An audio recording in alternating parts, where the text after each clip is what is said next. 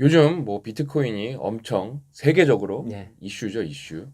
그래서 여러분들이랑 비트코인이란 무엇이고 대가들은 비트코인에 어떤 관점을 갖고 있나 한번 공부를 해보면 좋을 것 같아서 고 작가님이 좀 준비를 해주셨습니다. 예. 오늘 어떤 얘기 나눠볼 건가요? 일단 뭐 저희가 뭐 말씀드렸던 거 음, 전문가가 아니기 때문에 어 그냥 비트코인 투자에 대한 낙관론자 이야기, 음, 신윤론자 이야기, 뭐 비관론자 이야기를 들어보면서 지금 이 비트코인 투자가 뭐 이런 식으로 사람들이 생각하고 돌아가고 있구나. 음, 그리고 그거 속에 되게 재밌는 요소도 많이 있습니다. 음, 그래서 비트코인 투자에 관련된 상식을 올리는 그런 시간을 가져봤으면 좋겠는데 요즘 뭐 비트코인이 난리인데 원래도 난리였지만 그 난리에 더 결정타를 날리는 사람이 바로 앨런 머스크죠. 앨런 머스크가 대표적인 비트코인 투자의 이제 낙관론자인데 얼마 전에 테슬라에서 다 아시다시피 15억 달러에 달하는 금액으로 비트코인을 구매를 했습니다.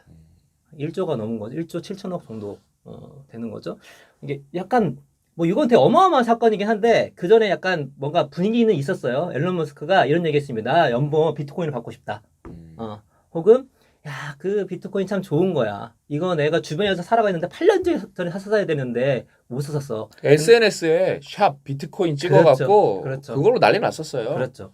근데 지금 이 테슬라가 지금 비트코인 구매한 금액이 15억 달러인데 그 금액이 테슬라의 현금성 자산의 7.8%입니다. 어마어마하네. 완전 베팅했네. 예, 그러니까 그렇죠. 얘는. 거기에 대해서 한번 뒷부분 한번 얘기를 해봤으면 이거 좋겠고. 잘못되면 테슬라 망하겠는데 예. 진짜. 어, 그러니까 보통 낙관론이 아닌 이상은 네. 이렇게 행동을 그럼요. 할 수가 네. 없는 거죠. 근데 이 테슬라하고 비트코인하고 어떤 관계가 있냐면은 그 마이클 버리라는 사람이 있습니다. 그래서 들어보신 분 있을 거예요. 그 빅쇼트의 거의 메인 주인공입니다. 이 사람은 이제 테슬라 되게 안 좋게 보는 사람이긴 한데 테슬라 비트코인의 가격을 상관관계를 추적을 해봤어요. 했더니 지난 6개월간 상관관계가 0.951967이라고 합니다. 완전 똑같네. 예, 똑같죠. 상관관계가 0.1이면 거의 뭐 같다고 보면 되고 1이면 아, 같다고 보면 되고 1이면 같다고 보고 0이면은 0이면 관계가 없는 거. 0.9니까 거의 같다고 보시면 될 것 같습니다. 이거는 엄청난 상관관계인데 놀라운데? 예.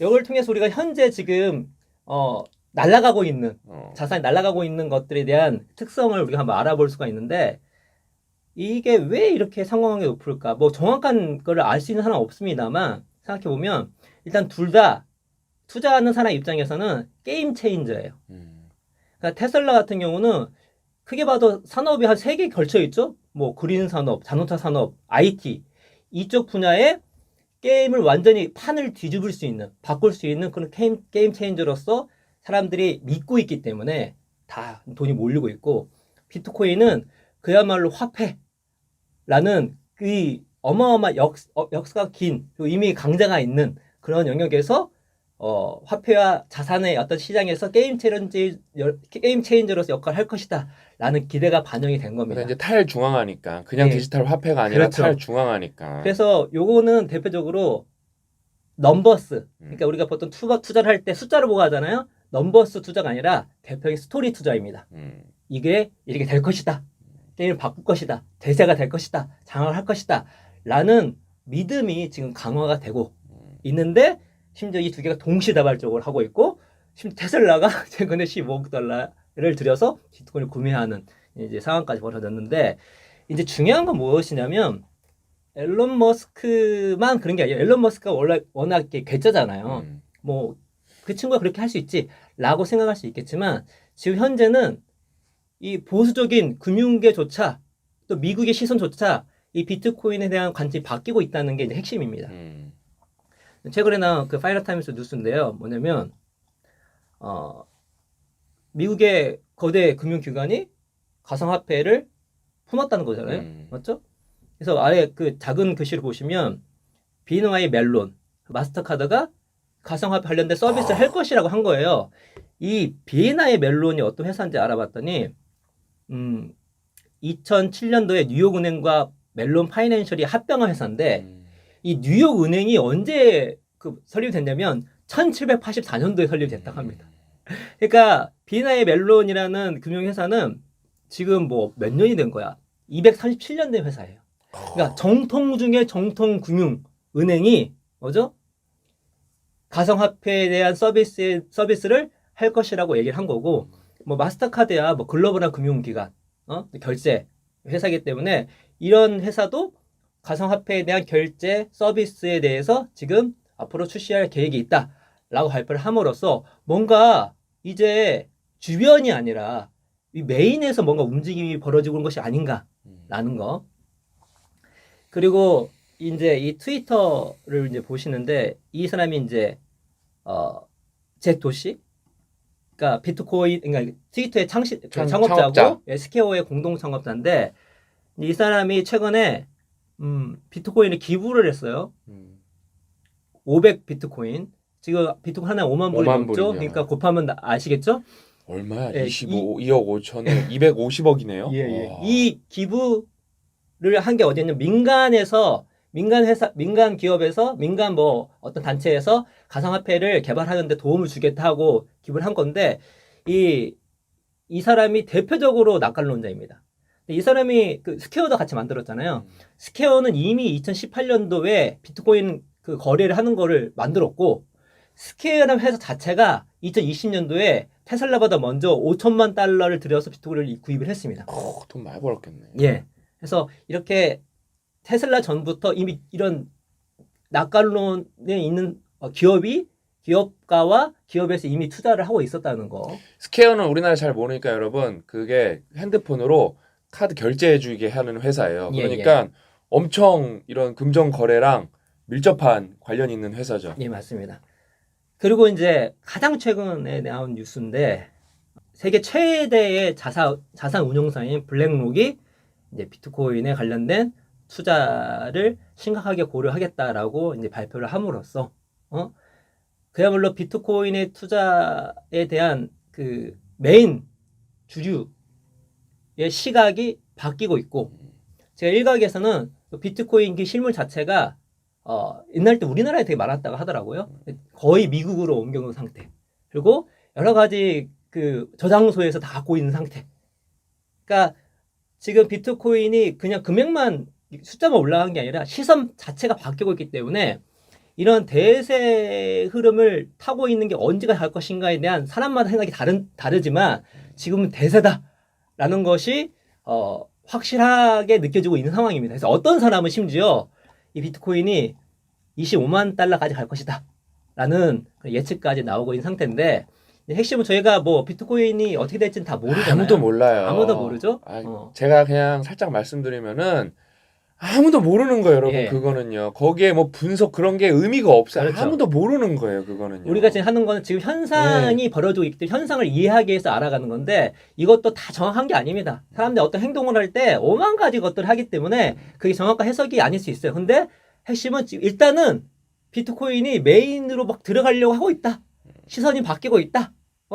이 정도까지 우리가 인지를 하면 될 것 같은데. 제가 이거에 또 관심이 많아서 처음에 예. 이제 우리가 고약가님 시선이 바뀌고 있다 하니까 국내에서 이제 페이스북에서 경제 좀 한다는 분들이 비트코인을 나왔을 때 막 그때도 막 이렇게 올라갔을 때 이거 개무시했단 말이에요. 이거 뭐 돈도 아니고 뭐 실물 가치도 없고 그냥 개소리 하고 있다. 근데 지금 어때요? 고약가님 계속 뭘 강조하시냐면 주류 그런 일반 경제를 많이 공부한 사람들이 아니라 실제로 금융계 거물들이랑 주류들이 이 시스템에 접속하고 이거를 응용하겠다고 선언을 하기 시작한 거예요. 이거 대세에 밀리고 예. 있다. 원래 보수적으로 있었는데 아씨 이거 아닌 것 같은데 예. 이런 지금 분위기가 압도되고 있는 상황이긴 하다라는 것이죠. 근데 예. 말씀하신 이게 비트코인이 거의 쓰레기 아니냐라는 내용도 3부 때 말씀을 예. 드리겠습니다. 대표적인 사람 말씀 주면서 저희는 뭐 비트코인이 어떻게 갈 것이다 뭐 그런 거를 차치하고 나서 그냥 한 두 가지 정도 의견을 내고 싶은데 하나는 뭐냐면 저희 비트코인 전문가는 아니지만 비즈니스하는 입장에서 아무리 말씀하셨지만 일단 앨런 머스크의 어떤 행동을 한번 우리가 평가를 해볼 수가 있을 것 같아요. 예. 지금 자기의 캐시의 7.8%를 비트코인에 투자했다. 베팅했다. 베팅했다. 예. 투자는 아니고 그것도 베팅했다. 본인 개인 돈이 예. 아니야. 회사 돈을. 회사 돈이야. 과연 그런 게 좀 비즈니스 하는 입장에서는 이게 되게 옳은 행동인가? 저는 잘못됐다고 봐요. 네. 저는 잘못됐다고 봐요. 저는. 그래서 저도 개인적으로 소위 저희 얘기로는 이게 상당히 프리즈라다. 무조건 잘못됐다는 예, 생각이 게다가 테슬라가 최근에 영업이익을 내고 있지만 워낙 적자가 심했던 회사고 현금 흐름이 되게 좋다고 말하기도 힘들고 왜냐면 좀 시가총액이 얼마인데 무슨 영업이익도 요만큼씩 내는 네. 회사가 무슨 그리고 앞으로 그 제품 개선부터 할 게 되게 많은 네. 회사거든요. 그거 생각만 해도 많을 것 같은데 자기의 캐시의 거의 8%를 비트코인에 투자했다. 그 변동성이 이렇게 심한데 이거 급락하면 어떡할 것이냐. 이 변동성이 있으니 이게 여러분 나중에 한번 말씀드리겠지만 비트코인이 1000불에서 한 해 동안 1000불에서 2만 불 갔다가 다시 30불까지 떨어졌습니다. 뭐 이렇게 되면 어떻게 이걸 할 것인지 해서 저는 분명히 지금까지 성공적이에요. 이건 사실이에요. 지금까지의 그 앨런 머스크의 이 비트코인 투자는 가치로 따지면 성공적이지만 비즈니스맨 입장에서는 이런 식으로 비즈니스 하는 것이 옳은가? 저는 일단 아닌 것 같다는 생각이 들고 두 번째는 이건 이제 다른 쪽에서 비판을 하는 내용입니다. 이거는 우리가 이거 옳다 그러다가 아니라 알고 계시면 좋을 것 같아서 아주 중요한 포인트예요, 이거요. 앨런 머스크가 그 올 초에 또 어떤 얘기를 했었냐면은 비트코인 막 트위터 치기 전에 이런 얘기 했습니다. 자기가 탄소 포집 기술 베스트 이 탄소 기술을 만든 사람에게 1억 달러 맞죠? 그 100밀리언이니까 1억 달러를 주겠다. 그러니까 이 테슬라가 또 대세 상승한 게 그린 혁명의 선두주자잖아요. 또 앨런 머스크가 이런 트윗을 날리면서 그런 이미지를 지금 심고 있는 거잖아요. 그렇죠? 근데 그렇게 포지션을 갖고 있는 것 같았는데 뜬금포로 지금 비트코인을 투자한다고 얘기를 한 거예요. 거기에 대해서 일단 그린 쪽인 또 환경에 관련된 사람들이 비판을 하고 있는 것입니다. 왜 그러냐면 모순되니까. 예, 여러분 이게 연구에 의하면 비트코인을 채굴할 때 전기가 들잖아요. 어마어마해요. 예. 근데 이 비트코인이 1년 동안 채굴할 때 들어가는 전기량이 인구 2천만 명인 칠레하고 똑같습니다. 그리고 이 비트코인 한 번 결제할 때 드는 결제할 때 드는 그 에너지 전기가 이제 찾아보니까 비자에서 43만 건 한 거랑 똑같다고 하더라고요. 그러니까 에너지 먹는 에너지 하마고 그 얘기 말씀드리겠습니다. 에너지 먹는 하마인데 그 전기가 전혀 친환경이 아니에요. 왜냐하면 대부분 채굴 업체가 러시아, 중국 같은 데 있습니다. 그래서 지금 파이널 타임즈나 나오는 그 그래프를 보시면 그 탄소 발자국, 온실가스 내는 걸 얘기합니다. 비트코인의 온실가스 내는 양이 노르웨이랑 똑같아요. 심각하네, 심각해. 영국이 한 40% 정도 되는 것 같습니다. 그러니까 비트코인은 상당히 친환경적이지 않아요. 근데 앨런 머스크가 뭐죠? 탄소 포집 기술에 어마어마한 돈을 투자하고 본인 회사도 마찬가지로 이렇게 스탠스를 갖다가 갑자기 비트코인 하니까 이제 욕을 먹고 있는데 저는 이제 예를 들어서 그 원래 기업을 하는 입장에서는 솔직히 여러 가지 모순된 행동을 할 수도 있습니다. 할 수 있어서 뭐 그것이 옳다 그러다까지는 우리가 평가할 건 아니지만 일단 저도 이걸 보면서 와, 이 비트코인이 전기를 엄청 많이 먹고 있고 게다가 친환경적이지 않다. 자, 그럼 여기서 우리가 한 가지를 생각해 볼 수 있죠. 저번에 우리가 그 이슈 했을 때 탄소세 얘기를 했습니다. 과연 탄소세가 강하게 적용됐을 때 이 비트코인의 가격은 어떻게 될 것인가? 한번 생각해 볼 필요가 있는 부분이겠죠. 그렇죠? 그래서 우리가 앨런 머스크가 이렇게 행동했다. 이거 옳은가 그런가를 떠나서 우리가 이런 것들을 알고 있으면 향후 이 비트코인 투자에 대한 생각이나 관점을 좀 정립할 때 도움이 되지 않을까라는 생각이 듭니다. 그래서 그럼에도 불구하고 일단 지금 비트코인은 대세가 되고 있고 보수적인 사람까지도 마음을 바꾸게 하는 그런 흐름 속에 있다. 특히 미국 본토에서 시선이 바뀌고 있다라는 것들을 한번 알고 계시면 될 것 같습니다. 그러니까 저는 비트코인 가격에는 사실 저는 관심도 없어요. 저는 고 작가님은 비트코인이라는 시스템, 현상에 관심이 많지. 이게 막 오르네. 내 안에는 저희는 뭐 그런 거가 올랐네 이래요. 저희는 오르네가 아니라 뭐 관심이 없어서 보질 않아 갖고 올랐네 그러는데 예를 들어 그 관심을 가지고 보시는 분들이 많을 거예요. 근데 우리가 요즘 관심을 갖게 된 이유가 뭐냐면은 앨런 머스크 때문에 그래요. 얘가 해시태그로 갑자기 비트코인이라고 찍질 않나. 그다음에 막 이렇게 막 비트코인을 구매하지 않나 회사 돈으로 이게 도대체 뭔 일이 날라 그러나. 그 다음에 맞아요. 어떤 분은 투자는 자유예요. 심지어 투기도 자유예요.